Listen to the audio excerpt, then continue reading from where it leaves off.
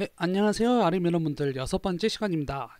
이번 시간에는 자산을 한번 분석해 볼 건데요. 그 앞에서도 계속 이제 떡밥을 던졌듯이 삼성중공업이라 하는 아주 큰 기업을 이제 기준으로 자본 또는 이제 실제 재무제표를 뜯어가면서 한번 제가 그 리뷰를 분석을 한번 해보도록 할 텐데요. 일단 여러분들이 이제 그 알아주셔야 될 점은 역시 그 기술적 분석과 똑같습니다. 제가 그 시간이 없어서요. 제가 수험생이라서 최신 자료 업데이트를 못했어요. 그래서 2018년 초 자료라는 점, 그리고 그 당시에 분석이라는 점을 여러분들이 이제 이해를 해주셨으면 감사하겠고요. 근데 이제 내용을 설명하는 데 있어서는 큰 지장이 없습니다. 하지만 이제 현재 상황과 봤을 때 좀 상회할 수 있다는 거 여러분들이 좀 이해 부탁드리겠습니다.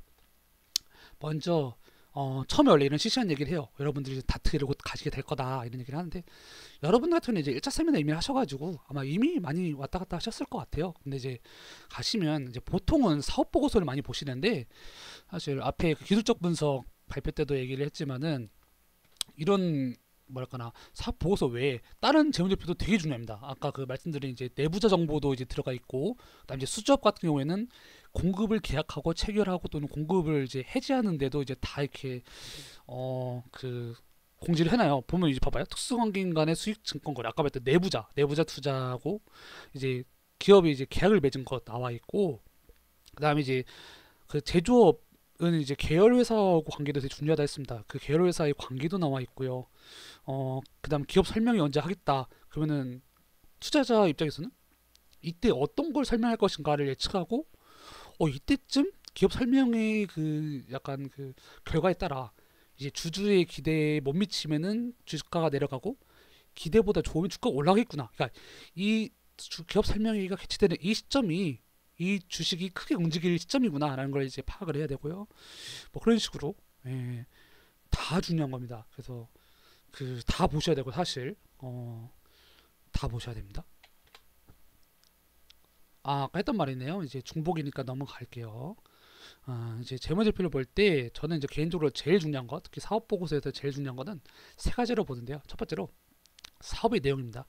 그 기업의 수익 구조나 이 기업이 어떤 식으로 이제 그 흘러가는지를 이제 기본적으로 설명해 주는 부분이고, 연결 재무제표는 이제 앞에서 계속 앞에 영상에서 설명드렸다시피 이제 숫자로 보여주는 부분이고요. 주석은 숫자로 표현 못한 거를 이제 말로, 그러니까 지들이 하고 싶은 말 다 때려 넣어가지고 한 거기 때문에 이 세 가지가 다 중요합니다.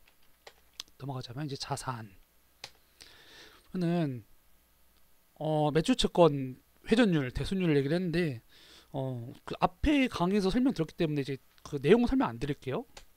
이게 되게 중요해요. 중요한데 이게 실제 삼성중공업의 이제 뭐지 매출 채권 회전율이나 대손율을 구하는 이런 자료들인데 이렇게 보면 이제 숫자가 좀 지저분하고 여러분들 보기 편하지 않으니까 제가 정리를 해놨습니다. 정리를 해놓으면 이렇게 나와요.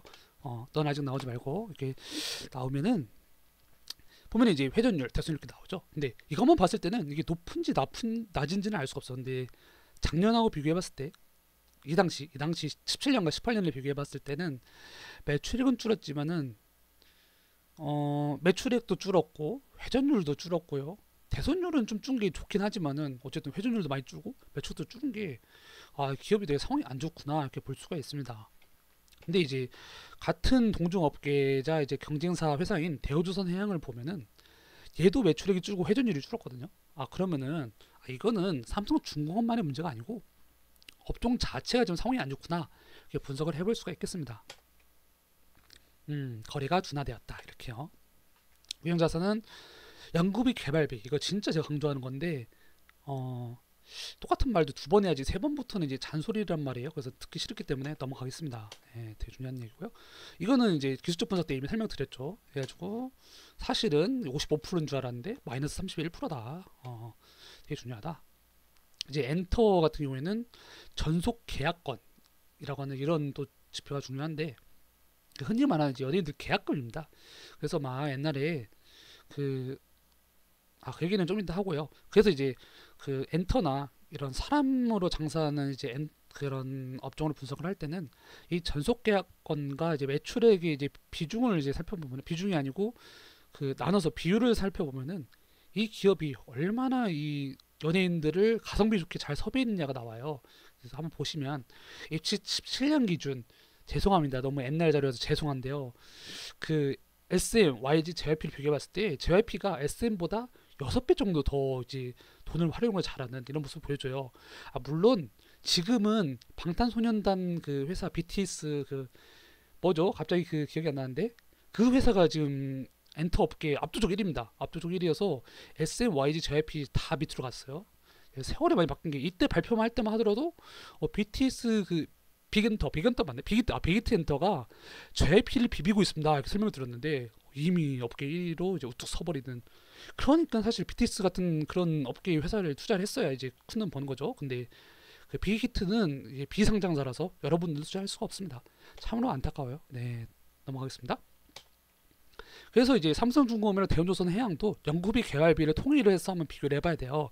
비교를 해보면 원래는 마이너스 7.8%, 어제는 이쪽은 10.6%인데 통일을 해보면 마이너스 6.9%, 10.6%예요.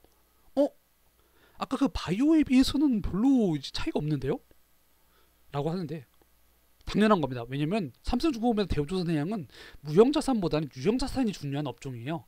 그래서 무형자산이 중요한 게 모든 업종이 다 그런 건 아니고 아까 말씀드린 뭐 바이오나 엔터 쪽 되게 중요하고 다른 데에서는 그래도 비교적 비중이 적다. 그게 나오고 있습니다. 그리고 이제 앞에서 설명드려서 제일 편하네요. 미수금, 상급급, 상급 비용 기업이 얼마나 영향력이 있냐를 보는 거다. 근데 이게 단순히 이제 힘이 약한 게 아니라 그냥 열심히 영업해서 그런 걸 수도 있다. 그건 알아주셔야 되고요. 그죠? 이제 그 삼성중공업에 한번 이런 그 걸 이제 분석을 해봤을 때 제가 이제 느낀 점은 여러 자산을 팔고 자금을 마련해서 공격적인 영업을 하고 있구나.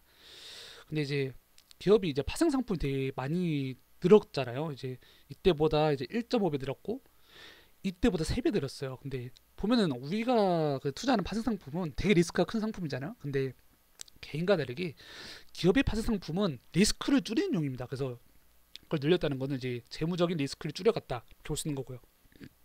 근데 이제 문제는 재작년에 비해서 계약이 되게 줄었다.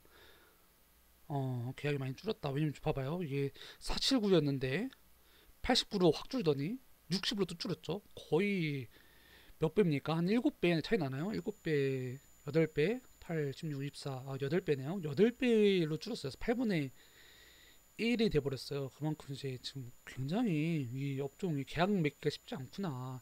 입에 풀칠하기 쉽지 않다. 이렇게 보이고요. 벌써 끝이네요. 제가 지루하지 않게 짧게 구성을 했습니다. 다음 영상에서 이어보시죠. 수고하셨습니다.